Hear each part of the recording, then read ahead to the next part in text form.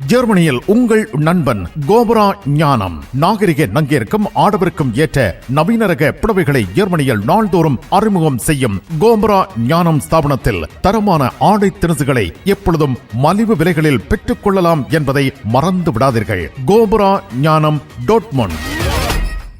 தமிழ் காட்சி ஊடகத்திற்கு நீங்கள் வழங்கி வருகின்ற ஆதரவுக்கு எமது நன்றியை தெரிவித்துக் கொள்கின்றோம். இதுவரையில் சப்ஸ்கிரைப் செய்யாது இருக்கின்ற உறவுகள் தயவு செய்து சப்ஸ்கிரைப் செய்து உங்கள் ஆதரவை தமிழ் காட்சி ஊடகத்திற்கு வழங்கிக் கொள்ளுமாறு மிக்க அன்போடு வேண்டிக் கொள்கின்றோம். மிக்க நன்றி.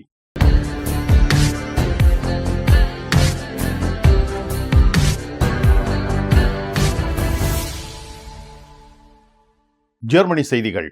ஜெர்மனி நாட்டில் இருந்து வேலும் மயிலும் ராமகிருஷ்ணன் அவர்கள். உறவுகளே வணக்கம். ஜெர்மனி நாட்டில் நோயாளர்கள் நேரடியாக விசேட வைத்திய நிபுணர்களை சந்திக்க முடியாது என அறிவிக்கப்படுகிறது. ஜெர்மன் நாட்டில் நோயாளி ஒருவர் வருடம் ஒன்றுக்கு 10 தடவைகள் வைத்தியரிடம் செல்வதாக செய்திக்குறிப்பு ஒன்றில் தெரிவிக்கப்பட்டிருக்கின்றது. இதே வேளையில் இவ்வாறு நோயின் காரணமாக வைத்தியரிடம் செல்லுகின்றவர்கள் ஃபஹார்ட்ஸ் சொல்லப்படுகின்ற விசேட நிபுணர்களிடம் நேரடியாக செல்வதை உடனடியாக நிறுத்த வேண்டும் என்று நோர்த் வெஸ்ட்பாடன் மாநில சுகாதார அமைச்சரான லவ்மன் அவர்கள் தெரிவித்திருக்கின்றார். அதாவது நோயாளிகள் சாதாரண குடும்ப வைத்தியரிடம் சென்று பின்னர் குடும்ப வைத்தியர் இந்த நோயாளியானவர் ஒருவர் விசேட வைத்திய நிபுணரிடம் செல்ல வேண்டுமா என்பதை பற்றி முடிவெடுக்க வேண்டும் என்றும் அவர் கூறப்பட்டிருக்கின்றார். அதாவது ஒரு சாதாரண நோயாளி ஒருவர் நேரடியாக வைத்திய நிபுணரிடம் செல்வதன் மூலம் கலங்கன்காசு சொல்லப்படுகின்ற மருத்துவ காப்புறுதி நிறுவனத்துக்கு கூடுதலான அளவு பணம் செலவாகுகின்றது என்றும் அவர் சுட்டி காட்டியிருக்கின்றார். அதாவது பல இலட்சக்கணக்கான ரூபாக்கள் இப்படியான வகையான தான் தோன்றித்தனமான நடவடிக்கைகளின் காரணமாக வீண் விரியமாக செல்வதாகவும் அவர் குறிப்பிட்டிருக்கின்றார். இவ்வாறு எதிர்வரும் காலத்தில் ஒரு நோயாளியானவர் சாதாரண குடும்ப வைத்தியரிடம் சென்று குடும்ப வைத்தியரின் மூலம் இந்த வகையான வைத்திய நிபுணரிடம் செல்லாது விட்டு நேரடியாகவே வைத்திய நிபுணரிடம் சென்று தனது வைத்தியத்துக்கு இவர் சிகிச்சை அளிக்க முனையும் பொழுது சிகிச்சைக்குரிய பணத்தை இந்த நோயாளியை வழங்க வேண்டும் என்றும் அவர் கோரப்பட்டிருக்கின்றார். இவ்வாறு நோயாளி இவ்வையான பணத்தை வழங்குவதன் மூலம் எதிர்வரும் காலங்களில் நேரடியாக வைத்திய நிபுணரிடம் செல்வதை தடை செய்யலாம் என்றும் அவர் கூறியிருக்கின்றார். ஜெர்மனியில் உள்ள பாடசாலையில் மாணவர்கள் அசௌகரியத்திற்கு உள்ளாகி இருக்கின்றார்கள். நோர்த் வெஸ்ட்பாடனில் கிளேவ் என்ற பிரதேசத்தில் உள்ள பாடசாலை ஒன்றில் மாணவர்களுக்கு பல அசௌகரியங்கள் ஏற்பட்டதாக ஜெர்மனின் பத்திரிகைகளில் முற்பக செய்தியாக வெளியிடப்பட்டிருக்கின்றது. அதாவது ரம்லான் நோன்பு காலத்தின் பொழுது பாடசாலையில் கல்வி கேட்கின்ற மாணவர்கள் மற்ற மாணவர்களுக்கு உணவு அருந்தக்கூடாது என்று வற்புறுத்தியதாக தெரிய வந்திருக்கின்றது. அதாவது இவ்வாறு மற்ற மாணவர்கள் உணவு அருந்த முனைந்தால் இவர்கள் இரகசியமான முறையில் இந்த உணவை அருந்தலாம் என்றும் இதே வேளையில் பாடசாலையில் நோன்பு இருக்கின்றவர்களுக்கு முன்னால் இவர்கள் இவ்வாறு உணவுகளை உட்கொள்ளக்கூடாது என்று இவர்கள் வேண்டுதலை விடுத்ததாக தெரிய வந்திருக்கின்றது. இதன் காரணத்தினால் பாதிக்கப்பட்ட பாடசாலை மாணவி ஒருவர் பொறுப்பான ஆசிரியரிடம் சென்றதாகவும் இதேவேளையில் பொறுப்பான ஆசிரியரானவர் இந்த மாணவியை இந்த உணவை மில்டன் என்று சொல்லப்படுகின்ற கழிவு பதார்த்தங்கள் வைக்கின்ற இடத்தில் போடுமாறு வேண்டியதாகவும் தெரிய வந்திருக்கின்றது. இதன் காரணத்தினால் இவ்வாறு பாதிக்கப்பட்டதாக கருதப்படுகின்ற மாணவியின் தாய் தந்தையர்கள்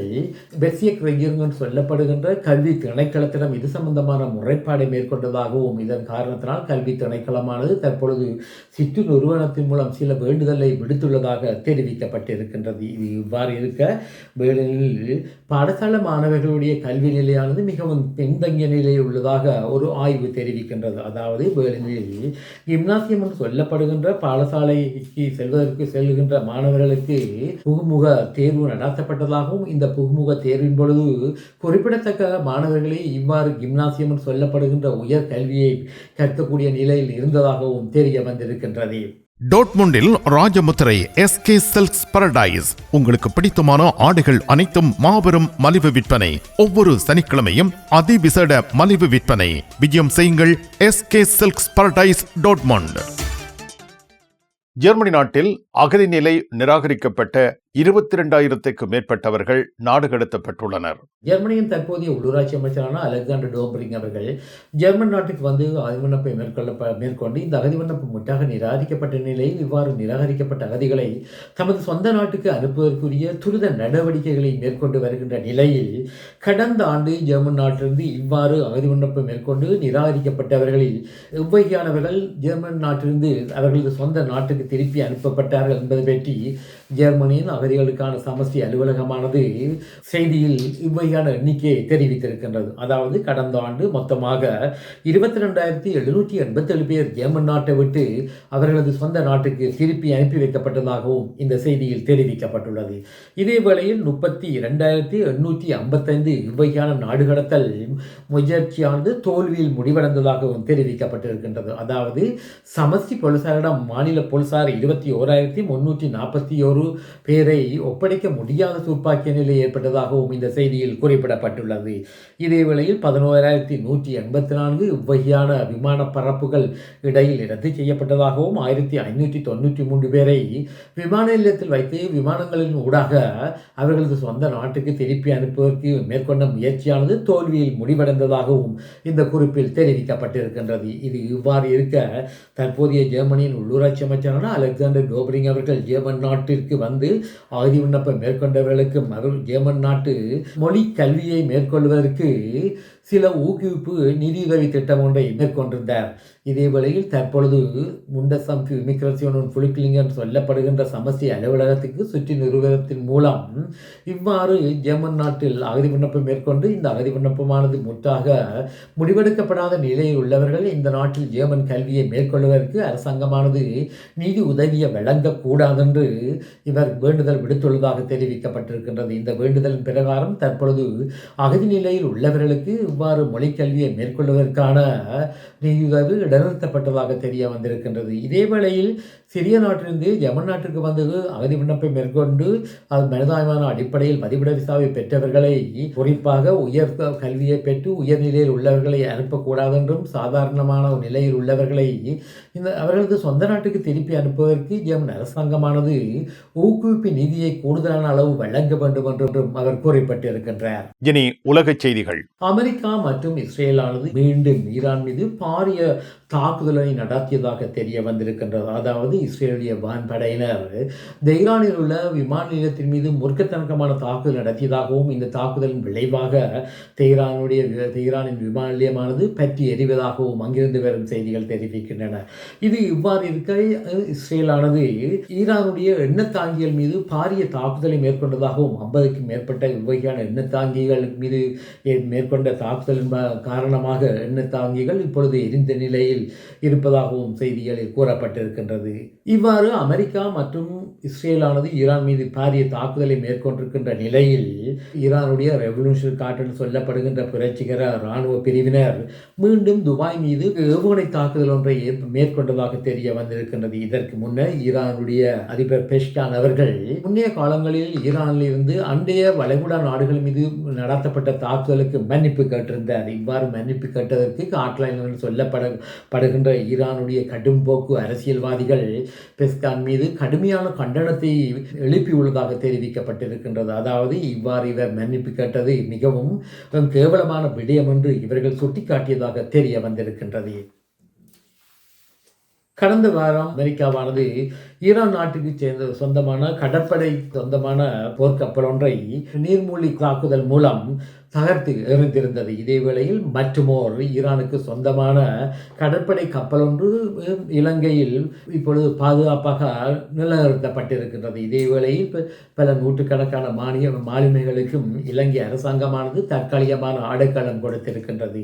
இது இவ்வாறு இருக்க அமெரிக்காவானது தற்பொழுது இலங்கை அரசாங்கத்திடம் வேண்டுதல் ஒன்றை விடுத்துள்ளதாகவும், அதாவது இவ்வாறு ஏற்கனவே அமெரிக்காவினால் தாக்குதலுக்கு உள்ளாக்கப்பட்ட போர்க்கப்பலில் இருந்து உயிர் தப்பியவர்களை ஈரான் நாட்டுக்கு செல்வதற்கு அனுமதி அளிக்கக்கூடாது என்றும் இலங்கை அரசாங்கத்தினால் தஞ்சமோ அன்றைய அடைக்கலம் வழங்கப்பட்ட மற்ற போர்க்கப்பலில் உள்ள மாலுமிகளையும் இவ்வாறு ஈரானுக்கு திருப்பி அனுப்பக்கூடாது என்று வேண்டுதல் ஒன்றை விடுத்துள்ளதாக தெரிய வந்திருக்கின்றது. இது இவ்வாறு இருக்க, ஏற்கனவே அமெரிக்காவுடைய கடற்படையினால் அழிக்கப்பட்ட ஈரானுடைய போர்க்கப்பலுடன் சேர்ந்து இந்தியாவில் கண்காட்சி ஒன்றுக்கு வந்திருந்த மற்ற போர்க்கப்பலானது தற்பொழுது கொச்சின் துறைமுகத்தில் தடுத்து வைக்கப்பட்டுள்ளதாக தெரிவிக்கப்பட்டிருக்கின்றது. அதாவது கப்பலில் ஏற்பட்ட சில கோளாறுகளின் காரணமாக இந்திய அரசாங்கமானது தற்காலிகமாக இந்த போர்க்கப்பல் கொச்சினில் தங்கி நிற்பதற்கு அனுமதி வழங்கியதாக தெரிவிக்கப்பட்டிருக்கின்றது. அதாவது இது ஒரு மனிதாயமான அடிப்படையில் வழங்கப்பட்டதாக இந்தியாவுடைய வெளிவிகார அமைச்சர் சுப்பிரமணியம் ஜெய்சங்கர் அவர்கள் தெரிவித்திருக்கின்றார். இது இவ்வாறு இருக்க, அண்மையில் அமெரிக்காவினால் மேல் அளிக்கப்பட்ட ஈரானுக்கு சொந்தமான போர்க்கப்பல் விடயத்தில் இந்தியாவுடைய பிரதமர் மோடி அவர்கள் மௌனம் காப்பது சம்பந்தமாக ஈரான் நாட்டு அதிபர் பெஸ்கான் அவர்கள் கடுமையான கண்டனத்தை வெளிப்படுத்தியிருந்தார் என்பது குறிப்பிடத்தக்கதாகும். மிக்க நன்றி வேலும் மயிலும் ராமகிருஷ்ணன் அவர்களே. மீண்டும் சந்திப்போம். வணக்கம். அதெல்லாம் இருக்கட்டுமாப்பா, வீட்டு டிடி பாக்ஸ் இருக்கோ என்ன இல்லையோ? எனக்கு விசாக்கு முதல் டிடி பாக்ஸ் இருக்கும் இல்ல? சரி, ஓகே, பாய். நைட் எடுக்கிறேன் என்ன? சரியா? இங்க என்னடா வாங்கி விற்கிறாராம்? என்னப்பா உலகம் டிடி பாக்ஸ் எல்லாம் இருந்திருக்கு? இல்ல, அவர் என்னன்னு சொன்னா ஃபுட் சிட்டி வச்சுக்கிறாரு தானே, இப்ப கொஞ்சம் பிஸியா இருப்பார். அவர் வீட்டை டிவியும் பாக்குறீல, அப்ப இப்ப நான் போறேன் தானே, இப்ப வாங்கி விற்பேன். மறந்துடாதீங்கோ, நீங்களும் வீட்டுல டிடி பாக்ஸ் வாங்கி வைங்க. தமிழ் தொலைக்காட்சிகளின் நிகழ்ச்சிகளை தங்கள் இல்லங்களுக்கு எடுத்து வருவதில் முன்னணி வகிப்பது டிடி பாக்ஸ். நீங்கள் விரும்பும் தொலைக்காட்சி நிகழ்ச்சிகளை இலகுவாக பார்த்து மகிழ டிடி பாக்ஸ்.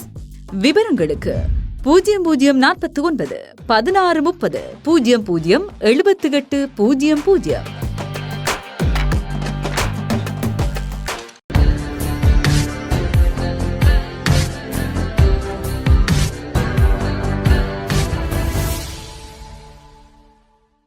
ஜெர்மனியில் உங்கள் நண்பன் கோபரா ஞானம் நாகரிக நங்கிற்கும் ஆடவருக்கும் ஏற்ற நவீன ரக புடவைகளை ஜெர்மனியில் நாள்தோறும் அறிமுகம் செய்யும் கோபரா ஞானம் ஸ்தாபனத்தில் தரமான ஆடை திணுசுகளை எப்பொழுதும் மலிவு விலைகளில் பெற்றுக் கொள்ளலாம் என்பதை மறந்து விடாதீர்கள். கோபரா ஞானம் டாட்மண்ட்.